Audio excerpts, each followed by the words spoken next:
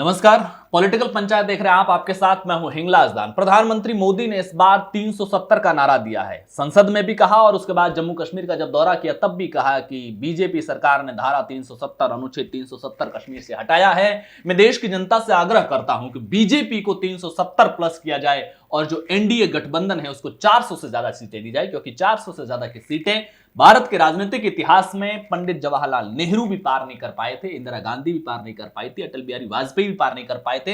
केवल एक बार इंदिरा गांधी की हत्या के बाद 1984 के अंदर कांग्रेस को 404 सीटें मिली थी जब राजीव गांधी प्रधानमंत्री बने थे।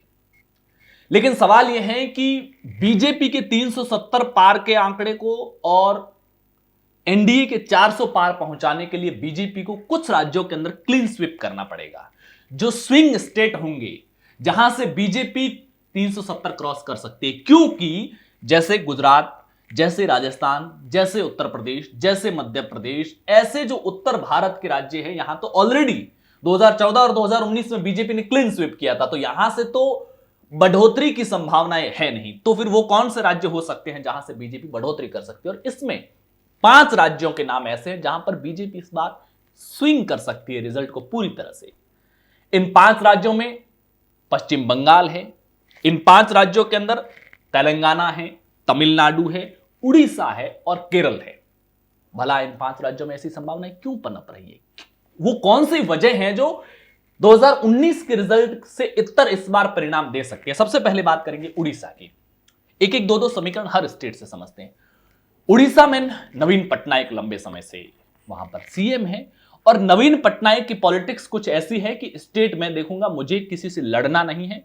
वो हमेशा प्रधानमंत्री मोदी के साथ भी अच्छे कंफर्ट जोन में दिखते हैं। वो यहां तक कि अभी जो रेल मंत्री है अश्विनी वैष्णव, राज्यसभा के लिए जब उड़ीसा से उनका सिलेक्शन हुआ, बीजेपी ने वहां से नॉमिनेशन करवाया तो नवीन पटनायक ने उनको सपोर्ट किया, बीजेपी का विरोध नहीं किया, सपोर्ट किया। और ऐसे कई मौके आए, चाहे वो 370 अनुच्छेद हटाने को हो, राम मंदिर से जुड़े कुछ प्रस्ताव हो, तमाम मौकों पर संसद के भीतर भी जो बीजू जनता दल है, बीजेडी के सांसद होते थे, वो कई बार ऐसा जरूरत पड़ने पर बीजेपी सरकार को सपोर्ट दिया। और जब पीएम मोदी के खिलाफ कांग्रेस संसद के अंदर अविश्वास प्रस्ताव लाई थी तब भी सरकार के पक्ष में वोटिंग की थी।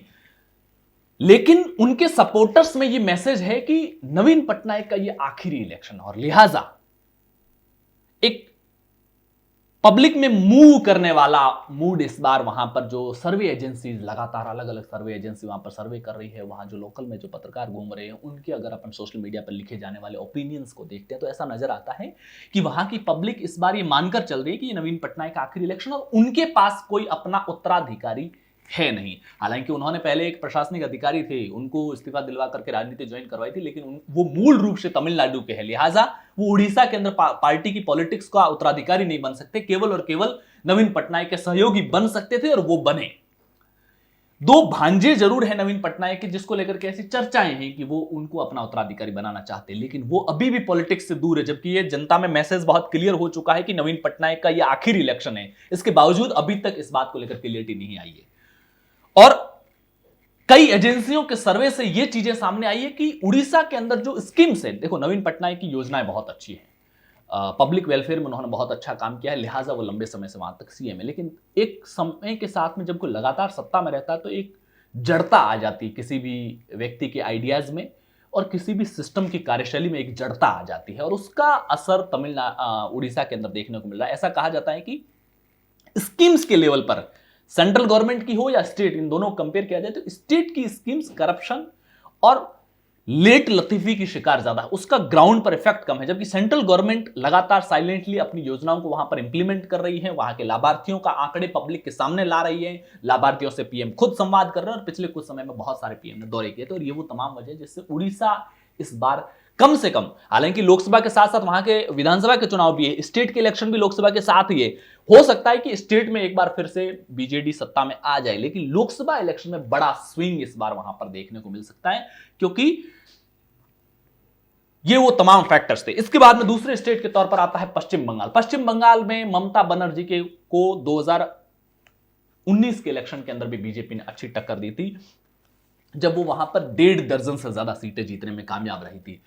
उसके बाद में विधानसभा के चुनाव आए, बीजेपी और टीएमसी के बीच में एक कड़ी फाइट, ऐसी फाइट जो हमको बाकी स्टेट के अंदर, राज्यों के अंदर नहीं देखने को मिलती। उसकी एक बहुत बड़ी वजह है कि केरल और केरल और पश्चिम बंगाल दो ऐसे राज्य हैं जहां पर बीजेपी वैचारिक लड़ाई लड़ती है, जहां पर बीजेपी की विचारधारा के स्तर पर सत्ताधारी पार्टी से सीधा संघर्ष होता है। लिहाजा बीजेपी को वहां अपनी संभावनाएं तलाशने में ज्यादा आसानी होती है, क्योंकि जो उस सत्ताधारी आइडियोलॉजी के अपोजिशन वाला है, क्योंकि लेफ्ट के विचार ज्यादा इन दोनों स्टेट में हावी है और बीजेपी अपने राइट आइडियोलॉजी को वहां पर जब स्प्रेड करने की कोशिश करती है तो जो जो लेफ्ट से त्रस्त होते हैं वो सारे उनके साथ जुड़ते हैं। समय के साथ बिखराव हो सकता है, लेकिन एक बानगी किसी एक आइडियोलॉजी को हराने के लिए पब्लिक में हमेशा होता है कि बाकी की उनके ऑपोजिट विचार के सारे लोग एक साथ होते हैं। और यह असर अच्छा खासा देखने में मिला। बीजेपी वहां पर विधानसभा चुनाव में भी परफॉर्मेंस अच्छा किया, सीट के लिहाज से भी, वोट शेयर के लिहाज से। हालांकि वो सत्ता में नहीं आ पाई, लेकिन वो ममता बनर्जी को उनके खुद के विधानसभा क्षेत्र से चुनाव हरवाने में बीजेपी कामयाब रही थी। दूसरा, जो संदेश खाली प्रकरण हुआ है उसके बाद से ममता के खिलाफ एक जो किसी पॉलिटिशियंस की जो लोकप्रियता का पैमाना होता है, एक्सेप्टेंस रेट होती है, वो लगातार घटती जा रही है तेजी से। और ममता के पास आज के टाइम में इलेक्शन में ऐसे कोई बड़े इश्यू पश्चिम बंगाल में बचे नहीं हैं जिनके दम पर ममता बनर्जी कम से कम, हो सकता है कि विधानसभा चुनाव वाली उनके पास में बैकअप पब्लिक सपोर्ट का बचा रहे, लेकिन लोकसभा चुनाव में वो ये कहे कि हमको वोट दो, हमारे सांसदों को जिताओ, कि हम नेशनल लेवल पे ये असर डालेंगे, बहुत ज्यादा ममता बनर्जी के पास है नहीं। और बीजेपी को ऐसा लगता है कि पश्चिम बंगाल की तो ज्यादातर सीटें हैं, 40-42 सीटें हैं, उसमें वो जो पिछली बार 1.5 दर्जन जीती थी, इस बार वो 3 दर्जन के लगभग सीटें जीतने के टारगेट के साथ काम कर रही है। 35 सीटों को अमित शाह ने पश्चिम बंगाल की लोकल लीडरशिप को टारगेट दिया है कि हमें बंगाल के अंदर 35 से ज्यादा सीटें जीतनी है। तीसरा स्टेट तमिलनाडु है। तमिल एक ऐसा स्टेट है जहां बीजेपी और कांग्रेस दोनों पिछले कई दशकों से सत्ता से बाहर है। द्रविड़ पॉलिटिक्स वहां पर चलती है, कभी डीएम के सत्ता में, कभी एआईएडीएम के सत्ता में। हालांकि यह जरूर होता है कि पिछली बार जब जयललिता की सरकार थी तो बीजेपी उनके साथ गठबंधन में थी और 2014 के लोकसभा चुनाव में भी 37 सीटें वहां पर एनडीए गठबंधन ने जीती थी, क्योंकि एआईएडीएम के ने ज्यादातर सीटें जीती थी। बीजेपी ने तो अपने कोटे में ली भी कमी थी।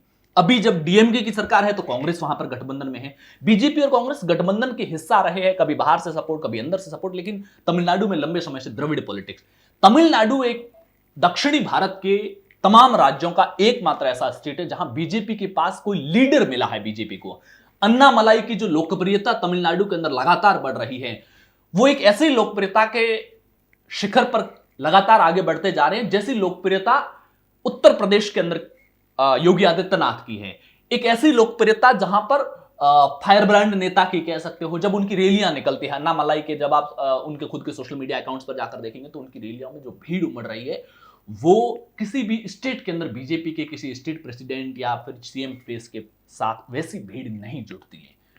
अन्नामलाई की बढ़ती लोकप्रियता की वजह से ही अमित शाह उनको अपने दौरों के दौरान रोड शो के अंदर अपने साथ रखते हैं, पीएम मोदी अपने साथ रखते हैं। और अन्नामलाई का फेस जो है वो बीजेपी को ऐसा लगता है कि जैसे हेमंत बिस्वा शर्मा को असम का सीएम बना करके, या असम के एक चेहरे के सीएम बनाने से पहले भी हेमंत बिस्वा को प्रोफाइल को काफी ऊपर किया गया था, हेमंता के जरिए नॉर्थ ईस्ट के 7 स्टेट के अंदर बीजेपी ने सेंधमारी की और वहां पर कमल खिलाने में कामयाब हुई है। साउथ जो कि बीजेपी के लिए अभी तक एंट्री बंद है, कर्नाटक तक ही बीजेपी सरकारें बना पाई है, कर्नाटक से नीचे दक्षिण के राज्यों में बीजेपी सरकार नहीं बना पाई है।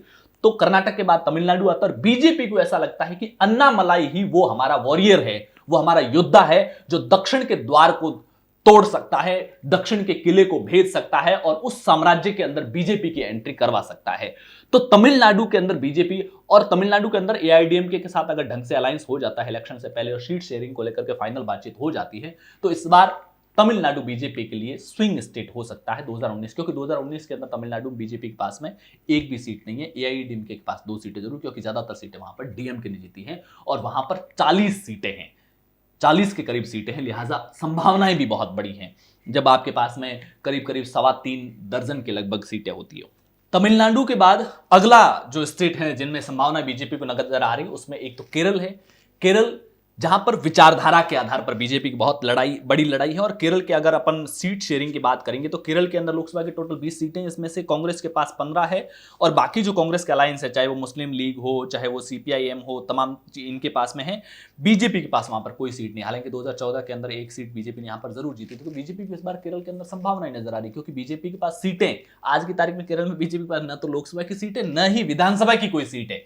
लेकिन 5-7 सालों के अंदर जितने भी चुनाव हुए, चाहे वो लोकसभा के हो, चाहे विधानसभा के हो, चाहे वो लोकल बॉडी के इलेक्शन हो, बीजेपी के वोट परसेंटेज में एक चढ़ाव बीजेपी ने देखा है। बढ़ते हुए वोट शेयर को 2-3% वोट शेयर से बीजेपी ने 11-12% तक का वोट शेयर का सफर तय किया है पिछले कुछ सालों में। तो ऐसे में बीजेपी को केरल में एक उम्मीद है कि इस बार वहां पर बड़ा बदलाव हो सकता है। और 5 लोकसभा की बीजेपी के पास में ऐसी नजर में केरल के अंदर इन 20 में से 5 सीटें हैं, जहां पर बीजेपी सर्वे में भी अच्छी खासी पोजीशन में नजर आ रही है। बीजेपी के खुद के जो इंटरनल सर्वे हो रहे हैं उसमें भी, आरएसएस संघ लेवल के सर्वे में भी एक अच्छी रेस्पॉन्स वहां पर दिखने को मिल रहा है। और जो सिटिंग एमपीज है उनके खिलाफ एंटी इनकम्बेंसी का माहौल भी है, लिहाजा बीजेपी केरल की 5 सीटों पर ज्यादा उम्मीद की नजरों से देख रही है। तेलंगाना बीजेपी के लिए स्विंग स्टेट हो सकता है, क्योंकि तेलंगाना की 17 लोकसभा सीटों में से 4 सीटें फिलहाल बीजेपी के पास है, सिर्फ और सिर्फ। एक सीट तो असदुद्दीन ओवैसी है, एआईएमआईएम के पास में है। इसके अलावा वाईएसआर कांग्रेस के पास 9 सीटें हैं और 3 सीटें कांग्रेस के पास है। 9 और 3 12 उस अलायंस के पास में है। 4 सीटें बीजेपी के पास 16 और 1 एआईएमएम के पास हो गए 17 सीटें।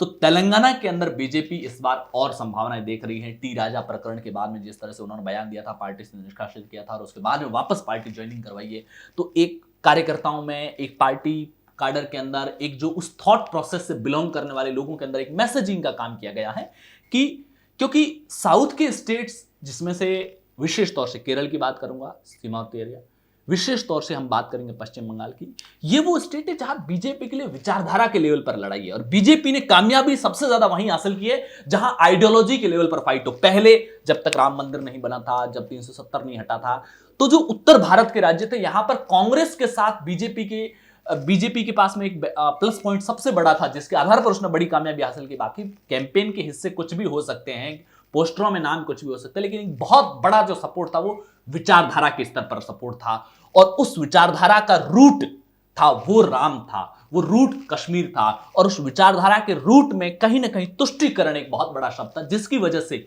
बीजेपी ने कांग्रेस के खिलाफ इसके दम पर एक माहौल बनाया। और अब बीजेपी के पास नॉर्थ इंडिया के अंदर बहुत ज्यादा संभावनाएं नहीं बची। क्यों? क्योंकि नॉर्थ इंडिया के ज्यादातर स्टेट तो बीजेपी क्लीन स्वीप कर रही है। अब जब क्लीन स्वीप कर रही है तो इससे ज्यादा कितना जाएगी?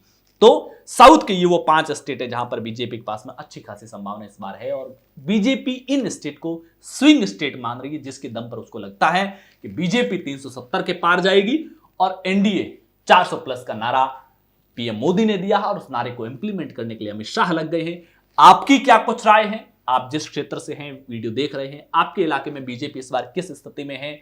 आप अगर नॉर्थ इंडिया से हैं तो क्या नॉर्थ इंडिया में आपके स्टेट में फिर से बीजेपी क्लीन स्वीप करने जा रही है, जैसे 2014-2019 में किया था?